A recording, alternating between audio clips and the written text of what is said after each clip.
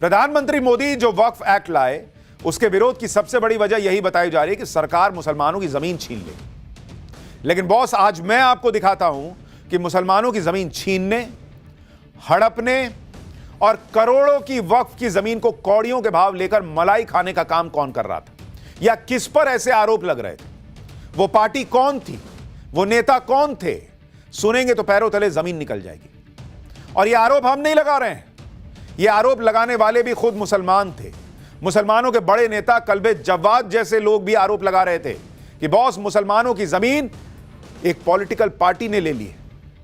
और आज सबके सुर बदल गए।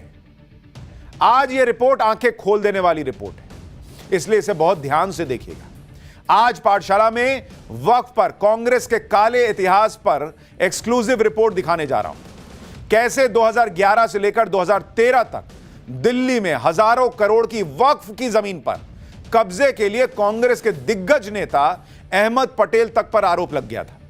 सोनिया गांधी की रायबरेली से लेकर राहुल गांधी की अमेठी तक में मुसलमानों ने विरोध प्रदर्शन किया था। वक्फ की जमीन पर कब्जा करने के लिए लोगों को डराने, धमकाने, एफआईआर तक करा देने के आरोप लगे और मामला यहां तक चला गया कि 10 जनपद यानी सोनिया गांधी तक पहुंच गया। वक्फ की जमीन बचाने के लिए मुसलमानों ने सोनिया गांधी तक से गुहार लगाई, लेकिन उन्हीं लोगों का कहना है कि वहां से भी कोई मदद नहीं मिली। आज इतिहास के वो पन्ने खोलने जा रहा हूं जिन्हें बिना देखे आप वर्तमान और भविष्य को समझ नहीं पाएंगे।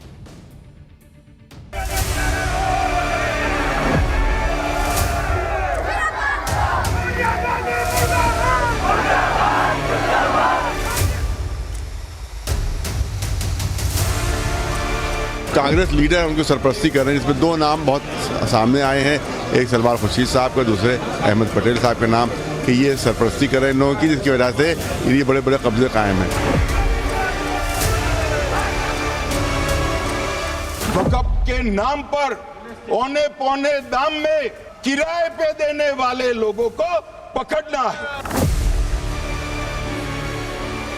इस जगह के लिए अमातुल्लाह खान ने भी हड़पने के लिए पूरी ताकत लगाई। ये गैंग जो अहमद पटेल साहब और इन सबका, ये वक्फ माफिया एक ऑपरेट करता है, जो वक्फ माफिया वक्फ की जमीनों पर कब्जा करता है।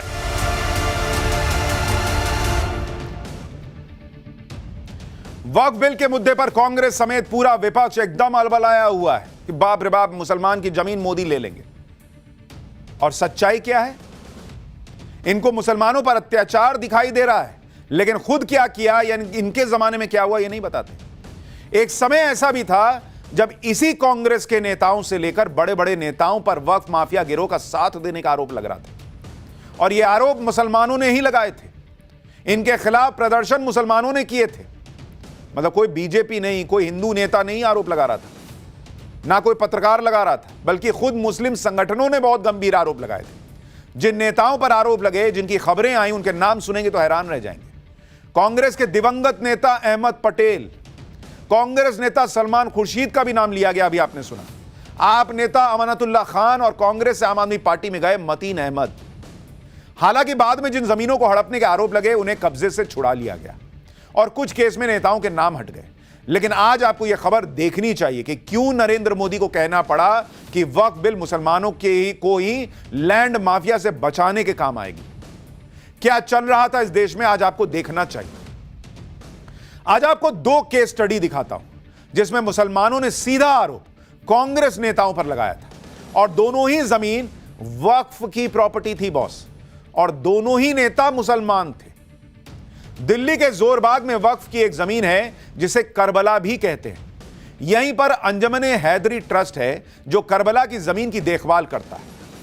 अंजुमन-ए हैदरी के महासचिव मुस्लिम धर्मगुरु मौलाना कल्बे जवाद है, और इसी ट्रस्ट ने साल 2011 से लेकर 2013 तक करबला की जमीन बचाने के लिए संघर्ष किया था। यही वो जमीन है जोरबाग में, दिल्ली का प्राइम इलाका। बड़े बड़े अमीर यहां रहते हैं, करोड़ों की जमीन होती है यहां पर, लेकिन यहां वक्फ की जमीन को बचाने के लिए संघर्ष करना पड़ा था।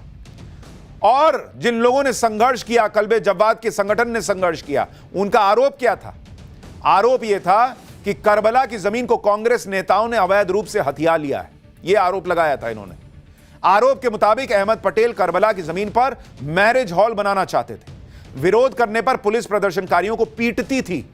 उलेमाओं को दिल्ली पुलिस ने जेल भेज दिया था, कांग्रेस की सरकार थी उस वक्त। यह सब केंद्र सरकार के कहने पर हो रहा था। यह खुद मौलाना कल्बे जवाद का संगठन आरोप लगा रहा था कि भाई वहां मौलाना प्रदर्शन करने गए कि वक्फ की जमीन न हड़पो, तो उनको उठा उठा के जेल में डाल दिया गया था। यह 2011 से 13 की बात कर रहा हूं, यह मोदी सरकार नहीं थी उस वक्त। मौलाना कल्बे जवाद और अंजुमन हैदरी ने सीधे अहमद पटेल पर आरोप लगा दिया था। यह 2013 का समय था और उस समय यूपीए की सरकार थी। अहमद पटेल कांग्रेस में सोनिया गांधी के बाद सबसे ताकतवर नेता माने जाते थे। इतने ताकतवर नेता के खिलाफ आरोप लगे पर कोई सुनवाई नहीं। इसके बाद अंजुमन हैदरी और मौलाना कल्बे जवाद ने सड़क पर उतरकर प्रोटेस्ट किया था। ये आपको 2013 की तस्वीर दिखा रहा हूं। जोरबाग में करबला की जमीन को बचाने के लिए लगातार प्रदर्शन चल रहा था। मुस्लिम संगठन और मौलाना सीधे सोनिया गांधी और राहुल गांधी से जवाब मांग रहे थे। बैनर पोस्टर पर लिखकर आप देखिए, लिखा हुआ है कि सोनिया गांधी, राहुल गांधी जवाब दो। अहमद पटेल को बर्खास्त करने की डिमांड मुसलमान सड़क पर उतरकर कर रहा था 2013 में। यहां तक कि अहमद पटेल को गिरफ्तार करने की डिमांड चल रही थी। सुनिए एक बार 2013 में वक्फ की जमीन बचाने के लिए मुसलमानों को कैसा संघर्ष करना पड़ रहा था।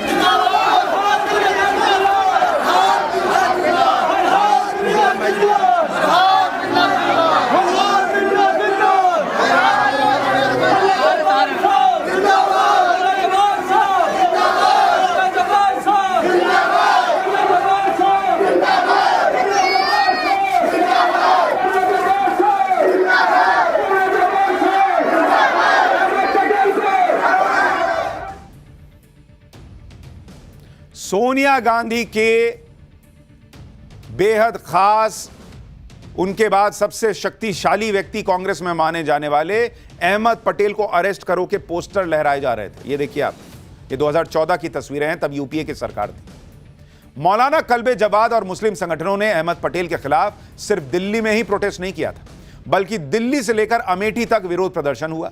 उस समय राहुल गांधी अमेठी से सांसद हुआ करते थे। राहुल गांधी और सोनिया गांधी तक अपनी बात पहुंचाने के लिए मुसलमानों ने अमेठी में प्रदर्शन किया और इस दौरान जमकर नारेबाजी हुई थी। जरा अमेठी में जो प्रदर्शन हुआ था वो भी देखिए।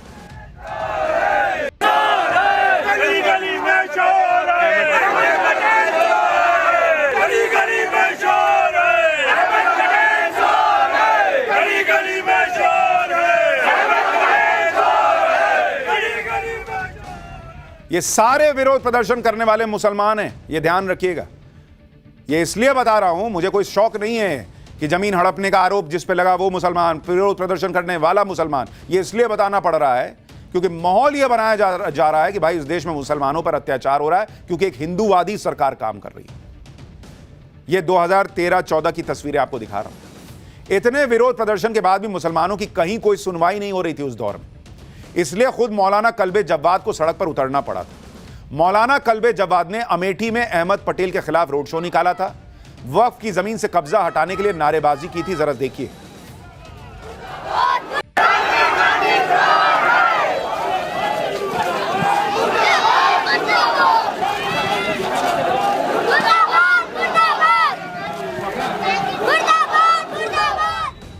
यह साल 2013 की तस्वीरें हैं जिसमें मौलाना कल्बे जवाद साफ दिखाई दे रहे हैं। कल्बे जवाद ने अहमद पटेल के खिलाफ उस समय दिल्ली में अपनी गिरफ्तारी भी दी थी। मतलब 2013 से लेकर 2014 जब तक चुनाव नहीं हुए तब तक यह लंबे समय तक चलता रहा। मौलाना कल्बे जवाद ने उस समय खुलकर अहमद पटेल का नाम लिया था। उनकी सरपरस्ती में वक्फ की जमीनों पर कब्जे किए जा रहे हैं, यह आरोप कैमरे पे लगाया था। मिशन मिला था कि यहाँ वक्फ डेवलपमेंट के लिए कोई जलसा होने वाला है जिसमें सोनिया गांधी जी और मनमोहन सिंह साहब सब लोग आएंगे, लेकिन मैं उस पर शरीक नहीं होना, बल्कि यहाँ मैं एहतजाज में शरीक होने आ गया क्योंकि अब तो समझता हूँ कि जितने भी वक्त में तबाही हुई है उसकी जिम्मेदार गवर्नमेंट्स हैं और ख़ास तौर से कांग्रेस गवर्नमेंट बहुत ज़्यादा जिम्मेदार है।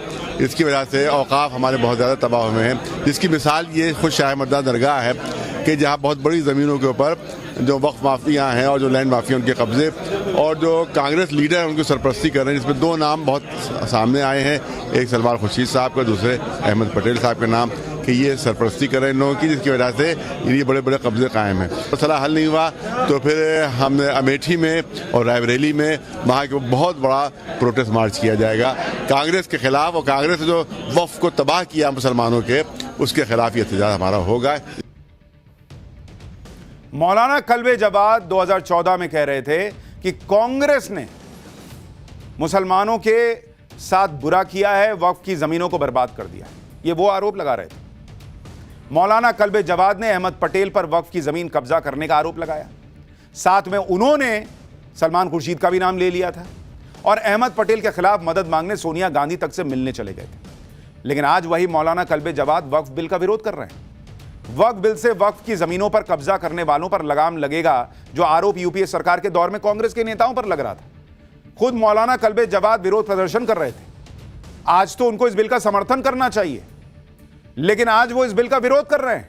कह रहे हैं अफ्रीका के जंगलों से भी काला कानून बन गया है अब तो। एक बार आज के मौलाना कल्बे जवाद को सुनिए। कातिल भी तुम ही हो और जज भी तुम ही हो। गवर्नमेंट क्लेम करेगी और गवर्नमेंट अफसर फैसला देगा। अफ्रीका के जंगल में भी ऐसा कानून नहीं है जो आपने यहाँ बना दिया। झूठ है, टोटल झूठ। हमारे मोदी जी अफसोस की बात है, या तो उनको उनके जो एडवाइजर उन्होंने गलत बताया या उन्होंने जानबूझ के बोला, जबकि पूरा अभी चले जाइए, अभी हमने नोट किया है, ये विकीपीडिया से लिया गया है और AI में भी है। आयतुल्लाह खमैनी जी ने ईरान के इनकलाब लेकर आए, सबसे बड़े आलिम थे वो, उनका फतवा इस पे पूरे हवालों के साथ। सबसे ज्यादा दलितों को खतरा है, क्योंकि सबसे अब इसके बाद जो हमला होगा वो दलितों पर हमला होगा। कातिल भी तुम ही हो और जज भी तुम ही हो। गवर्नमेंट क्लेम करेगी और गवर्नमेंट अफसर फैसला देगा। अफ्रीका के जंगल में भी ऐसा कानून नहीं है जो आपने यहाँ बना दिया। झूठ है, टोटल झूठ। हमारे मोदी जी अफसोस की बात है, या तो उनको उनके यही कल्बे जवाद 2014 में कह रहे थे कि कांग्रेस के राज में, कांग्रेस के रहते हुए वक्फ की जमीनें हड़पी जा रही, कांग्रेस ने सब बर्बाद कर दिया है।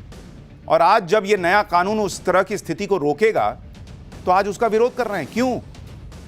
दिल्ली के जोरबाग में जिस करबला की जमीन पर कब्जा करने का आरोप अहमद पटेल पर वो लगा रहे थे, आज उस केस के बारे में आपको बताता हूं। जोरबाग में, जो दिल्ली का बहुत पॉश इलाका है, वहां करीब 10 एकड़ में करबला की जमीन है। करबला में 700 साल पुरानी दरगाह भी है। यह देश का सबसे पुराना करबला माना जाता है और इसकी कीमत करीब 2000 करोड़ रुपए है। 2000 करोड़ रुपए की जमीन। यहां पर 2 एकड़ में राजधानी नर्सरी बनाई गई है और बाकी की जमीन पर कब्रें हैं या दूसरी चीजें। जोरबाग दिल्ली के पॉश इलाकों में से एक है और यहां की प्राइम लोकेशन पर यह वक्फ की जमीन है। खुद अंजुमन हैदरी के जनरल सेक्रेटरी ने बताया कि अहमद पटेल से इसको लेकर कई बार उनकी मुलाकातें हुई और अहमद पटेल ने कई बार कहा कि जमीन को तुम लोग छोड़ दो। फिर सोनिया गांधी तक से मुलाकात की गई, लेकिन कोई सुनवाई नहीं। एक बार सुनिए वो लोग क्या बता रहे हैं।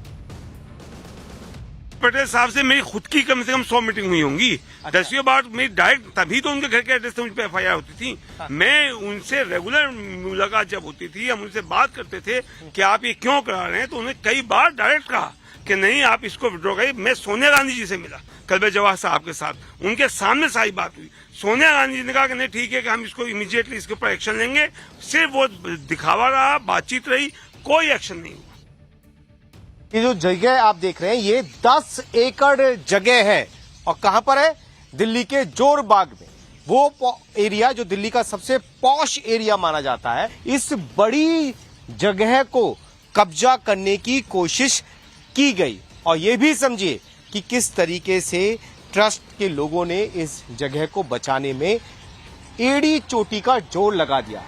देश में जगह जगह प्रोटेस्ट किए गए। किसके खिलाफ? कांग्रेस के एक बड़े नेता अहमद पटेल के खिलाफ। साल 2013, साल 2012, साल 2011 दबा के बहुत सारी जगहों पर प्रोटेस्ट किए गए। इस पूरे केस से अहमद पटेल को कानूनी लड़ाई का भी सामना करना पड़ा। जोरबाग वाले केस में अहमद पटेल के खिलाफ FIR हुई आखिरकार। 2018 में दिल्ली की कोर्ट ने अहमद पटेल को सम्मन भेजा। हालांकि 2019 में अहमद पटेल को इस मामले में राहत मिल गई थी। इस पूरे मामले में अहमद पटेल इंपॉर्टेंट नहीं है। सवाल यह है कि इस तरह की चीजें चल रही थी और जो लोग इसको देख रहे थे, झेल रहे थे, वो कैसे इस नए कानून का विरोध कर सकते हैं? आज कांग्रेस के नेता जिन मुसलमान धर्मगुरुओं के कंधों पर बंदूक रखकर चला रहे हैं और वक्फ के नाम पर देश भर में माहौल बना रहे हैं, यही कांग्रेस उन्हीं मुस्लिम धर्मगुरुओं के साथ क्या करती थी? इन्हीं मुस्लिम धर्मगुरुओं को सड़क पर उतरना पड़ता था। और बात सिर्फ कांग्रेस की नहीं है, वक्फ की जमीन पर कब्जा करने का आरोप आम आदमी पार्टी के नेता अमानतुल्लाह खान पर भी लगा है। जोरबाग करबला की देखभाल करने वाले ट्रस्ट अंजुमने हैदरी ने अमानतुल्लाह खान के खिलाफ भी एफआईआर दर्ज कराई है। सुनिए एक बार कैसे वक्फ की जमीनों पर कब्जा करने के लिए बाकायदा गिरोह की तरह काम हो रहा है, यह आरोप लग रहा है।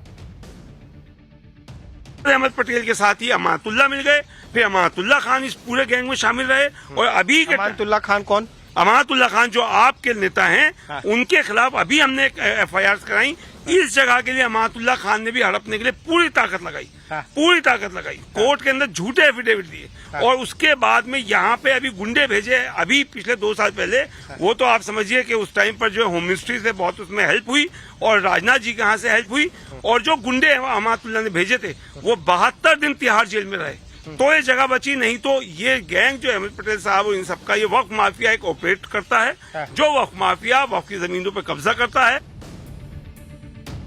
इसी तरह से कई नेताओं पर वक्फ की जमीन हड़पने या कब्जा करने की कोशिश के आरोप लगे। ऐसे ही एक नेता हैं चौधरी मतीन अहमद, जो फिलहाल आम आदमी पार्टी में हैं। मतीन अहमद दिल्ली वक्फ बोर्ड के अध्यक्ष रह चुके हैं। मतीन अहमद के बारे में एमए चांद ने आरटीआई के हवाले से खुलासा किया था, जिसके मुताबिक 2011 में लोकायुक्त में मतीन अहमद के खिलाफ शिकायत दर्ज कराई गई थी। इसमें कहा गया था कि वक्फ की जमीनों की डीलिंग में बड़ा करप्शन हुआ है। वक्फ की जमीनों को कौड़ियों के दाम किराए पर दे दिया गया था। 25 पैसे प्रति स्क्वायर यार्ड की दर से वक्फ की जमीनें किराए पर दी गई थी। वक्फ की जमीनों को किस तरह से औने पौने दाम पर किराए पर देने का आरोप लगा था, उसकी डिटेल सुनिएगा तो शॉक्ड रह जाएगा। वक्फ की 426 स्क्वायर यार्ड की जमीन को 5,000 रुपए, मात्र 5,000 रुपए प्रति महीने की दर से किराए पर दिया गया था, जबकि इसका मार्केट रेट क्या था पता है? 8 से 9 लाख रुपया महीना बॉस। 8 से 9 लाख रुपया जिस जमीन का मिलना चाहिए वक्फ का, उसको 5,000 रुपया महीने के रेट पे दिया गया था। अब आपको समझ में आ रहा है कि क्यों सच्चर कमेटी की रिपोर्ट में लिखा था कि वक्फ की संपत्तियों से 12,000 करोड़ रुपया आना चाहिए और आता था 150-200 करोड़। आ रहा है समझ में? इसी तरह 8,316 स्क्वायर यार्ड की जमीन को 1,717 रुपए प्रति महीने की दर से किराए पर दिया गया, जबकि मार्केट में इसका रेट 2 लाख रुपया प्रति 300 स्क्वायर यार्ड था। वक्फ की 62,496 स्क्वायर यार्ड की जमीन को 250 रुपए प्रति स्क्वायर यार्ड की दर से किराए पर दिया गया था। इसका मार्केट रेट 20,000 रुपए प्रति स्क्वायर यार्ड था। नजफगढ़ में 503 स्क्वायर यार्ड वक्फ जमीन को 1,500 रुपए प्रति महीने की दर से किराए पर देने का आरोप लगा। नजफगढ़ की ही 274 स्क्वायर यार्ड जमीन को मात्र 822 रुपए प्रति महीने की दर से किराए पर दिया गया। कौड़ियों के भाव बॉस, कौड़ियों के भाव। इसलिए तो मैं कई बार पूछता हूं कि वक्फ बोर्ड के पास जमीन कितनी है, यह मत बताओ, यह बताओ कि वक्फ बोर्ड ने उस जमीन से आए पैसे का क्या इस्तेमाल किया, कितने गरीब मुसलमानों का भला किया। नहीं बता पाते हैं बॉस ये लोग। हालांकि मतीन अहमद के खिलाफ कोई एक्शन नहीं लिया जा सका। मतीन अहमद को बेनिफिट ऑफ डाउट देते हुए लोकायुक्त ने कुछ महत्वपूर्ण बातें कही। लोकायुक्त ने कहा था कि दिल्ली वक्फ बोर्ड के सीईओ और सदस्य पब्लिक फंक्शनरी की परिभाषा के तहत नहीं आते। इसी वजह से यह मामला दिल्ली लोकायुक्त के अधिकार क्षेत्र में ही नहीं आता। इसलिए मतीन अहमद को संदेह का लाभ देते हुए मामले से बरी कर दिया गया था। लोग पूछ रहे हैं कि यही तो सवाल है बॉस। आप कैरेक्टर हटा दीजिए, लेकिन वक्फ की जमीनों पर क्या चल रहा था वो सवाल नहीं पूछा जाना चाहिए। और यही चीज रोकने के लिए नरेंद्र मोदी ये कानून लाए। और यह बात मुसलमानों को समझनी होगी। हमारे जो रिसर्चर हैं कुंवर, उन्होंने ये सारी रिसर्च निकाली, तो उसमें हमने एक चीज और देखी। ये जो मौलाना कल्बे जवाद हैं, इन्होंने ये प्रेस रिलीज 2 फरवरी 2014 को जारी की थी, जिसमें उन्होंने बताया था कि भाई इस तरह से जमीन जो है वो कब्जाई जा रही है। और आप देखिए कि फरवरी में ये विरोध प्रदर्शन चल रहा है, हंगामा हो रहा है कि कांग्रेस ऐसा कर रही है, वैसा कर रही है। और मार्च के महीने में जस्ट चुनाव के पहले 123 प्रॉपर्टीज जो हैं वो दे दी गई थी। अगर आप देखेंगे 123 प्रॉपर्टी वो वक्फ को दे दी गई थी, आपको याद होगा, उसका नोटिफिकेशन आया। क्या ये सिर्फ इत्तेफाक था कि फरवरी के महीने में इतना जबरदस्त प्रदर्शन चल रहा था चुनाव के ठीक पहले, मुसलमान कह रहा था कि मेरी जमीनें वक्फ की ली जा रही हैं, और मार्च में 123 प्राइम लैंड की जमीनें वक्फ को दे दी गई थी यूपीए सरकार के समय से?